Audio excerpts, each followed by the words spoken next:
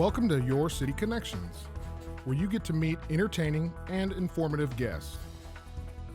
Guests such as an artist with a brush or with a camera, and a guest with a violin.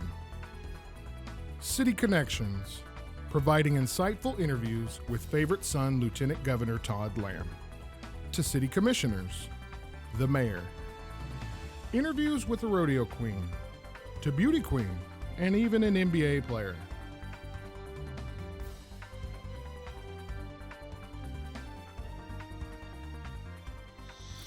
Hi, welcome to a special edition of City Connections with holiday safety tips. I'm Derrick Silas, the Director of Electronic Communications for the City of Enid, and my special guest today is Lieutenant Tim Jacobi of the Investigative Service Division of the Enid Police Department. Welcome, Lieutenant. Thank you. Okay, let's get right into it. Now, coming up to the holidays, many people will be out shopping. We know that during the holiday season, theft and other crimes increase. What tips do you have for safe shopping during the holiday season? Well, first and foremost, I'd say make sure that you lock your car.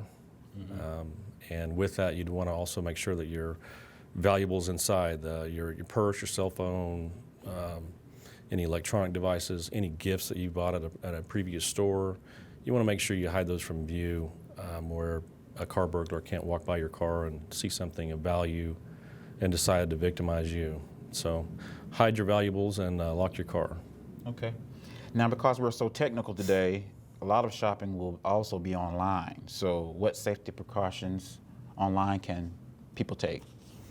Well, we'd recommend that before you enter your credit card information and make a purchase that you are comfortable that it is a legitimate website you're dealing with, a legitimate company. There's a lot of scams. There are a lot of websites that get set up to look like something legitimate, you know, an Amazon, a Best Buy, etc., when they're really not. They're just an attempt to get your credit card information. So pay attention to what the website address is, Right. and be comfortable that it's legitimate before you actually make a purchase. Okay. Now, you were talking about protecting yourselves and your valuables in your car. Now, when you're inside doing shopping, I've noticed sometimes like a female will take out her wallet and you see 20 credit cards there, and you know, what would you say about how to, when you're actually doing the purchase, how to be more secretive, or, you know, because people can notice things like that? Sure. You know, in terms of when you pay with your credit card or cash, I would have, you know, you could have that separate from the rest of your credit cards, Social Security card, driver's license, things like that. I mean, if you know what you're going to use to make that purchase, then you could have it ready and in a separate area. And then along the same note, when you're inside the store, I also notice a lot that, you know, people leave their purse sitting in the top of the cart, and they turn away and start, you know, inspecting an item, and then they end up halfway down the aisle with their purse wide open in the top of their cart, you know, and their cell phone sitting on top of it, and that's just an invitation for somebody to steal it. So I'd keep your purse with you, preferably zipped up, just to avoid that. So one of the best things, I imagine, is to just be mindful of your surroundings and keep your goods on you. Absolutely. Now, also, people will be taking out, using cash a lot if they don't want to use credit cards, so they'll be using ATM machines. Is there any safety precautions around ATM machines that people should also think about? Sure. There's a couple of good points that we'd like to pass on with that.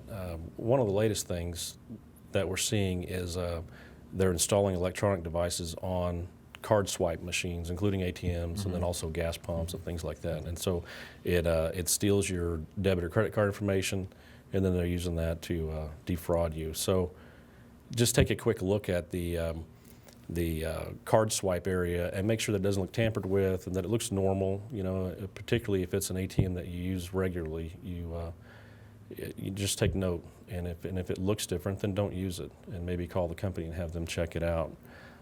Another thing to be aware of is, again, your surroundings. When you're at an ATM and you're withdrawing money, make sure that it looks safe. There's not somebody lurking and paying too much attention to what you're doing. You don't want anybody standing over your shoulder watching you input your PIN number. So just be aware of your surroundings, and if you don't feel comfortable, go somewhere else. Okay. Now, during the holiday season as well, there's a lot of fraud. So what other tips can you give our viewers on how to prevent fraud? What can they do to be able to identify whether or not something is fraud? Even with donations, just various things can be fraud. Well, in terms of donations, I think it would be important to know who you're giving your money to. If it's not an organization or a company that you're familiar with, then find someone that is familiar with them, or move on to something that appears to be more legitimate. Maybe you know a little more about. Okay.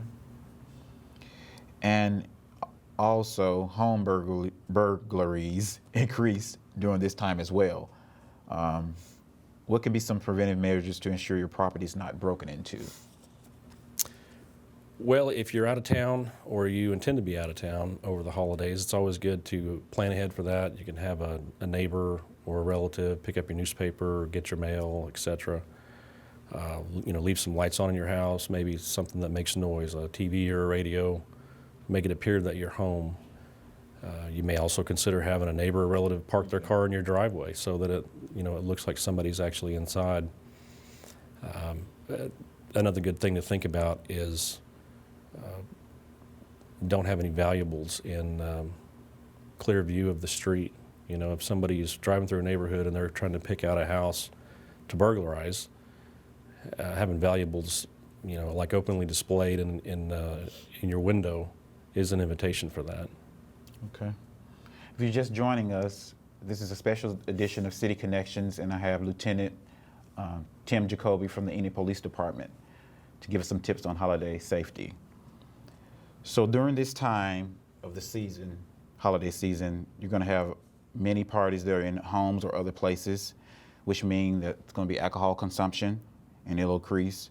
What tips do you have for those who are hosting a party or attending a party as far as how to be safe with alcohol, etc.? Well, if you're attending a party and you plan to consume alcohol, it's important to have a plan before you get started. Right. Designate who the driver's going to be, arrange for somebody to pick you up.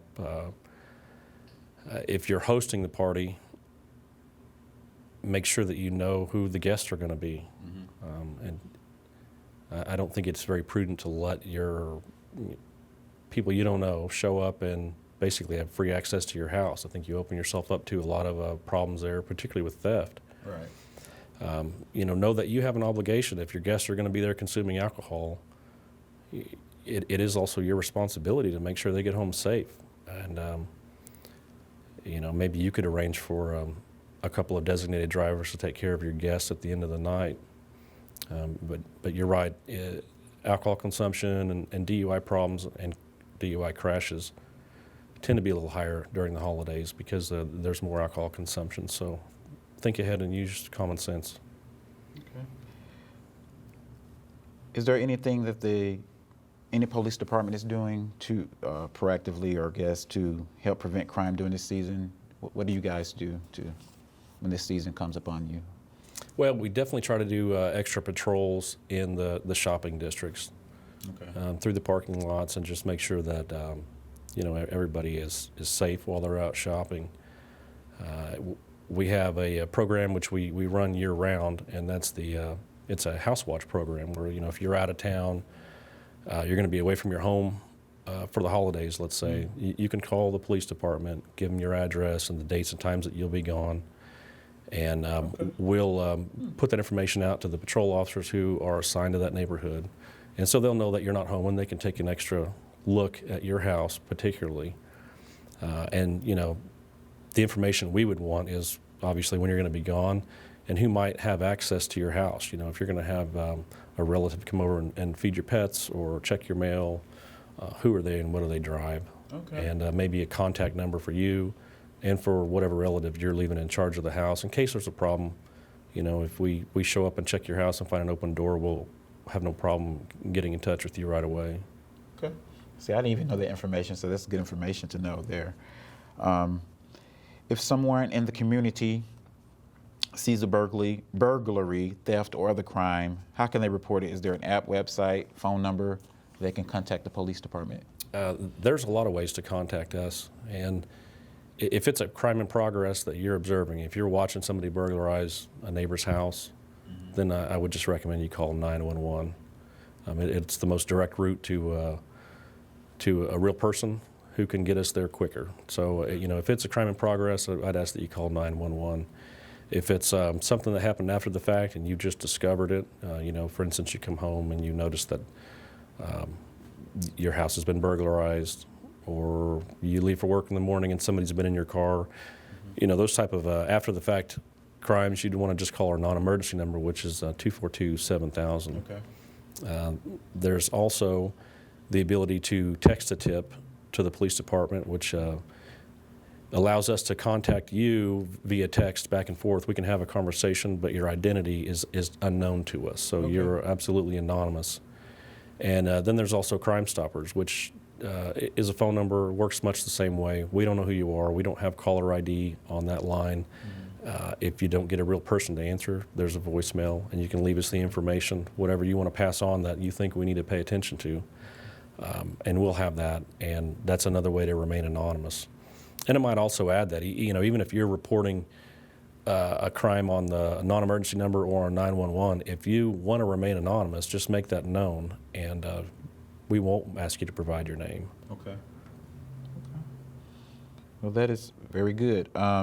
So the Enid Police Department, you handle all crimes within the city limits? Is there any outside the city limits that you could, radius, or is just within the city limits? Our jurisdiction is just within the city limits of Enid. Okay. So anything else would be the county, they had to contact Garfield County? True. Or North Enid Police Department, Okay. or some of the outlying areas have police departments. Okay. So are there any other tips about holiday safety that maybe I haven't asked that you can share with the viewers? Sure. One thing I noticed after Christmas, everybody puts their trash out on the curb, and that includes all of the giant TV boxes for your newest, latest and greatest HD TV, and your game consoles, and even firearms. And maybe they're too big to go into your dumpster, so you just set them beside the dumpster, and that just advertises for anybody that drives through your neighborhood what kind of new stuff you've got in your house that they may be interested in. So I'd recommend that you plan ahead on that. Cut the boxes up where they'll fit in the dumpster, or just put them in your car and you take them to the landfill, dispose of them. Just keep in mind that whatever you set out on the curb, everybody else gets to see too, and so you're advertising. Okay. Well, I want to thank you for your time today. Thank you. And I want to thank you for watching out there for the holiday safety tips, and make it a great day.